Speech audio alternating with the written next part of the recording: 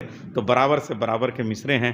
آئیے اب میں آپ کو ترنم کا ایک پورا عہد جس نے گزارا ہو کہ کیسے لفظوں کے ترنم کو نکالا جاتا ہے، کیسے پرچھائیوں کو احساسات کی کیا پیکر عطا کیا جاتا ہے، کیسے اندھیروں میں روشنی اپنے قدم رکھتی ہے، کیسے لفظ یاد بنتے ہیں، یاد آواز بنتی ہے، آواز احساس بنتے ہیں، احساس جذبات بنتے ہیں، جذبات خیالات بنتے ہیں، خیالات مصرے میں ڈھلتے ہیں، مصرے لے میں ڈھلتے ہیں، لے ہونٹوں پہ آتی ہے، اور پھر آواز کا ہاتھ تھام کے کاغذ سے لفظ کھڑے ہوتے ہیں اور پھر چلنا سیکھتے ہیں، اور کیسے وہ سماعتوں میں اتر کے آپ کے دلوں میں اپنا گھر بناتے ہیں.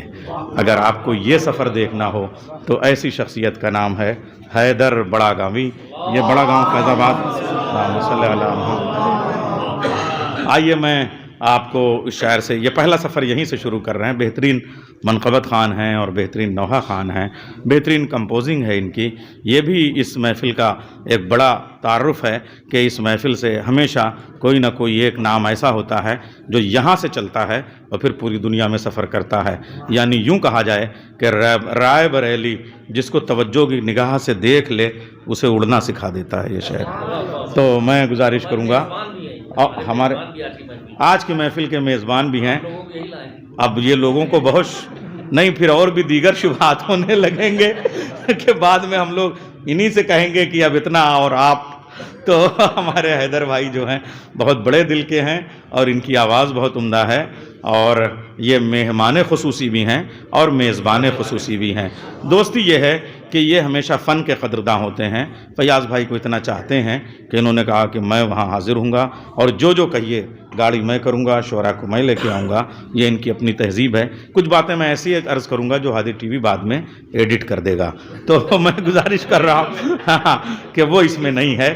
ہاں وہ ایڈٹ ہو جائے گا، اس وقت چاہے میں ہی بیٹھ جاؤں گا، مگر کیمرے سے چھوٹنا کچھ نہیں چاہیے. یہ جو فیض آباد والا بڑا گاؤں ہے، یعنی کہ بہو بیگم اور آصف الدولہ والا، لکھنؤ وہیں سے آیا ہے. اور اس کے بعد میں جب یہاں آیا تو ان کے گھر کے پاس سے اب یہ عرض کروں کہ دیکھیے یہ چونکہ جشن پنجتن ہے، باتیں عرض ہو جانی چاہیے.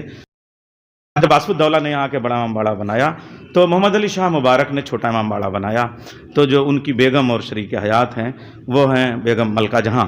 تو جب امام باڑہ بن گیا تو ان کا بیگم آپ تشریف لے چلیں اور چھوٹے امام باڑے کی زیارت فرمائیں، اور کوئی رائے اور مشورہ ہو تو مجھے عطا فرمائیں. یہ اس علاقے کی بات ہے. دیکھیے تو گلیز بھائی بڑے مزے کی باتیں آج میرا جی چاہ رہا ہے کرتا چلوں. تو ملکہ جہاں ان کے ساتھ گئیں اور اس کے بعد امام باڑے کی تعریف کی. کہا کچھ آپ کی رائے. کہا اب رائے لے رہے ہیں آپ، ذرا پہلے سے رائے لیتے تو میں ڈھنگ کی رائے دیتی اور آپ کے شاہکار کی حفاظت کا بندوبست کرتی. کا کیا مطلب میں سمجھا نہیں. کہا آپ نے فن تعمیر کے حوالے سے، آرکیٹیکٹ کے حوالے سے اتنا بڑا شاہکار اور عمارت کا معجزہ بنایا، لیکن آپ نے پیاسوں کی محبت میں جو یہ عزاخانہ بنایا ہے اس کے لیے لازم تھا کہ دریا کے سیلاب کا رخ دیکھ لیتے. گومتی کا سیلاب کہاں سے اٹھ سکتا ہے، آپ نے اس پہ توجہ نہیں فرمائی. جب بھی اس گومتی میں سیلاب آئے گا تو بڑے امباڑے کی طرف نہیں جائے گا، چھوٹے امام باڑے. حالانکہ گومتی اتنی مہذب تہذیب ہے، یہاں سے لے کے لکھنؤ تک اتنی مہذب ندی ہے کہ اسے کبھی غصہ نہیں آیا. دیکھیے ماں ہو کے گنگا کو غصہ آ جاتا ہے اور میدان میں آ جاتی ہیں. قسم خدا کہ میں وہ نہیں کہہ رہا ہوں جو آپ سمجھ رہے ہیں.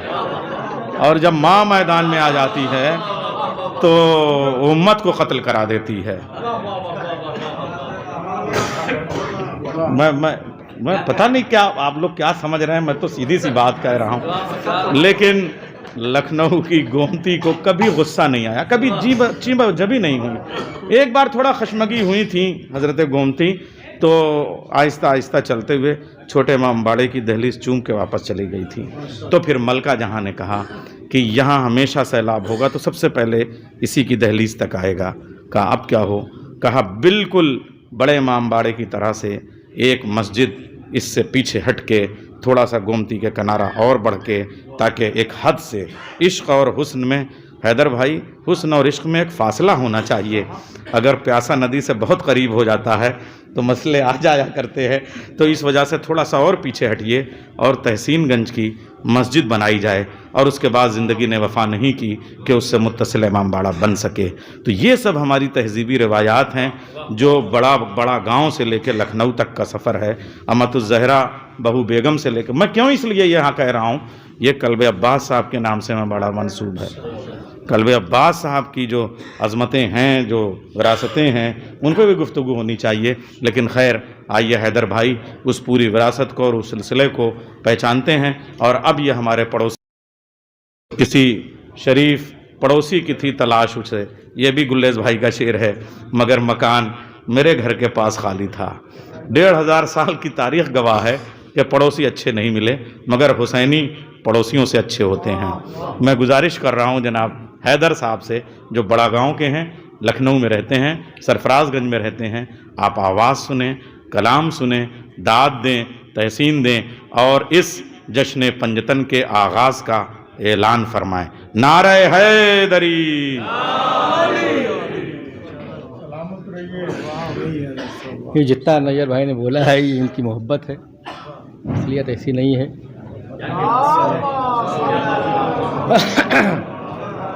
فیاض بھائی کا کلام ہے، 2-3 شعر. فیاض بھائی اجازت ہے؟ فیاض بھائی اجازت ہے؟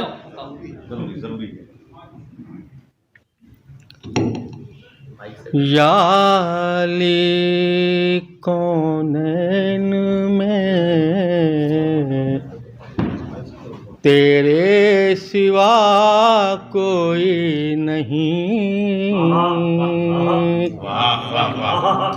یا علی کونین میں تیرے سوا کوئی نہیں، یا علی کونین میں تیرے سوا کوئی نہیں. شیر تو لاکھوں ہوئے، شیر خدا کوئی نہیں،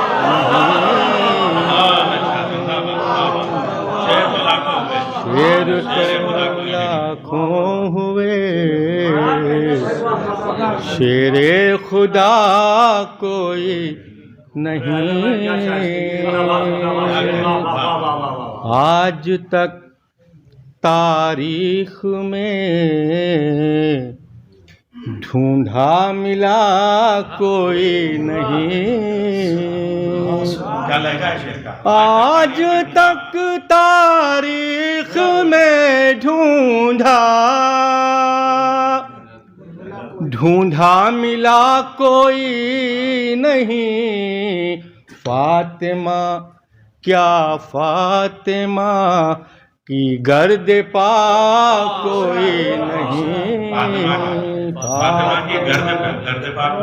کیا فاطمہ کی گرد پا کوئی نہیں.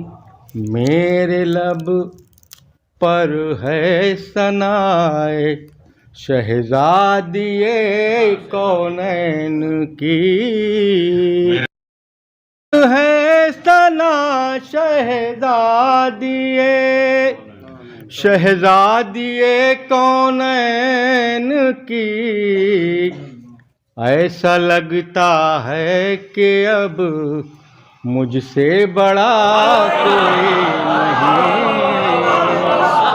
ایسا لگتا ہے. آپ حضرات ان کے حق میں دعائیں کریے، یہ فیاض بھائی کے حق میں.